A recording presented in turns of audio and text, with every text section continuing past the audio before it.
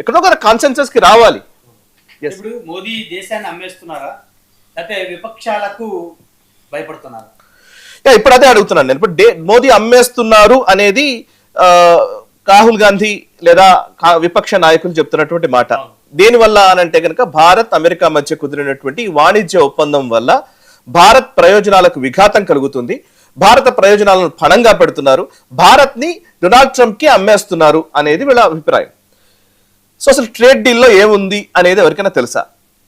అసలు trade deal వాణిజ్య ఒప్పందానికి సంబంధించి ఏం చర్చలు జరిగాయో ఇప్పుడు బయటకు వచ్చినాయా? ఏవి రాలేదు, అన్ని స్పెక్యులేషన్సే. ఓకే, సో లాస్ట్ 1 year నుంచి దీనిపైన చర్చలు జరుగుతున్నాయి. సో నేను నిన్న కూడా మనం మాట్లాడాం దాని గురించి. ఒక 5 మిషన్ 500 అనే పేరిట ఎప్పుడో ఫిబ్రవరి 13వ తేదీ 2025లో ఈ ఒప్పందం చేసుకోవాలి అని అనుకున్నారు. ఆ ఒప్పందం అటు ఇటుగా సంవత్సరం తర్వాత ఇప్పుడు ఒక ఒప్పందం ఖరారైంది, కొలిక్ వచ్చింది. సో ఇది కూడా క్లియర్ డాక్యుమెంట్ రావాలంటే ఇంకా టైం పడుతుంది, రైట్?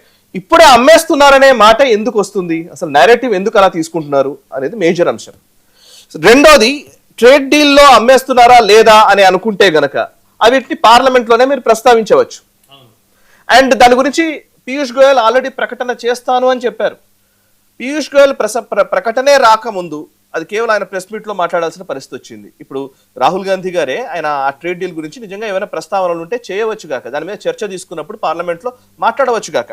బట్ అమ్మేస్తున్నారు అనే మాట అంటే అదొక నేరేటివ్ బిల్డ్ చేయడానికి కోసమే చేస్తున్నట్టుగా కనబడుతోంది. ఏదైనా సరే నేరేటివ్స్, అఫ్ కోర్స్ పొలిటికల్ పార్టీలు రాజకీయాలు చేస్తాయి, డెఫినెట్ గా రాజకీయ పార్టీలు నేరేటివ్స్ క్రియేట్ చేస్తాయి. ఆ నేరేటివ్ లో ఏంటంటే చౌకీదార్ చోర్ హే అన్నా, లేకపోతే ఓట్ చోరీ అని చెప్పినా, లేకపోతే రాఫెల్ యుద్ధ విమానాల్లో స్కామ్ జరిగిందని చెప్పిన, ఇప్పుడు ఈ అమెరికాకు అమ్మేస్తున్నారని చెప్పిన, ఇవి కొత్త ఏం కాదు. ఈ భారతదేశంలో అమెరికాకు అమ్మేస్తున్నారనే మాట కొత్తది కాదు, ఎందుకంటే చాలా సంవత్సరాలుగా జరిగిందే ఇది.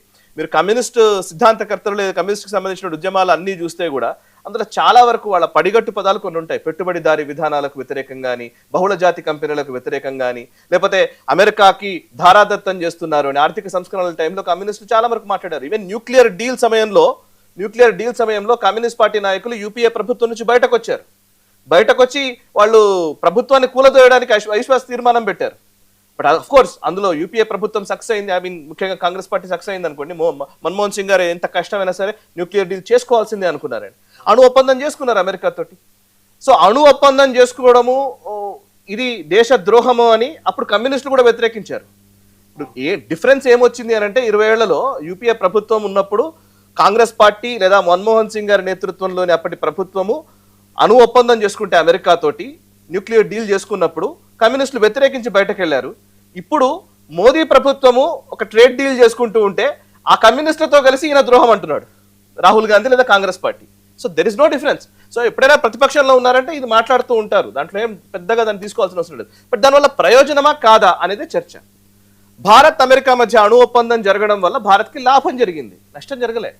సో దాని ఏముంటాయి అనేది ఇప్పుడు ఈవెన్ ఆర్థిక సంస్కరణల టైంలో కూడా పివి నరసింహారావు గారు ఫైనాన్షియల్ రిఫార్మ్స్, ఎకనామిక్ రిఫార్మ్స్ తీసుకొచ్చిన టైంలో కూడా ఇట్లాగే మాట్లాడారు. మొత్తం ప్రైవేట్ కంపెనీలు వస్తాయి, మిమ్మల్ని మొత్తం మోసేస్తారు, అది మొత్తం మీ పని అయిపోతుంది అని చెప్పేసి చాలా వరకు భయపెట్టారు.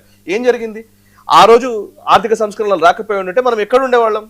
ఇవాళ నిజంగానే పివి నరసింహారావు గారు తెచ్చిన ఆర్థిక సంస్కరణల వల్ల ఈ రోజు మనం ఇంత అభివృద్ధి బాటన పడ్డాం.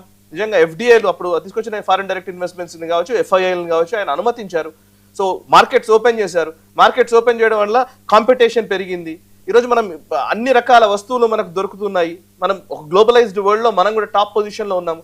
ఈ రోజు ఐఎంఎఫ్ ఇచ్చినటువంటి ఒక నివేదిక ఉంది తెలుసా? ఐఎంఎఫ్ ఏం చెప్తుంది అంటే ఇప్పుడు ఈ సంవత్సరం 2026 సంవత్సరంలో భారత్ చైనాలు 2 దేశాలు కలిసి 46% గ్లోబల్ జీడిపికి సంబంధించి కాంట్రిబ్యూట్ చేస్తున్నాయి.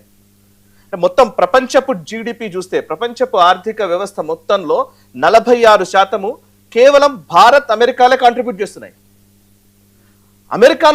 భారత్ చైనాలు కలిసి అమెరికా 9% ఉంది కాంట్రిబ్యూషన్ లో, మనం 17% కాంట్రిబ్యూట్ చేస్తున్నాం గ్లోబల్ జీడిపికి. సో మనమే కూనాం. అది ఐఎంఎఫ్ చెప్తున్నమాట, మనం చెప్తున్నమాట కాదు, ఐఎంఎఫ్ చెప్తోంది. సో అంటే అంత పొజిషన్ మనం రాగలిగామనంటే బికాస్ మనం అప్పుడు తీసుకున్నటువంటి ఆర్థిక సంస్కరణల వల్ల. ఈ రోజు ట్రేడ్ డీల్ వల్ల మనం ఇంకా పెరుగుతాం కానీ తగ్గేది ఉండదు కదా. ఎస్, సో ఇప్పుడు ట్రేడ్ డీల్ వల్ల ఏదో అమ్మేస్తున్నారు అనేది అబద్ధం.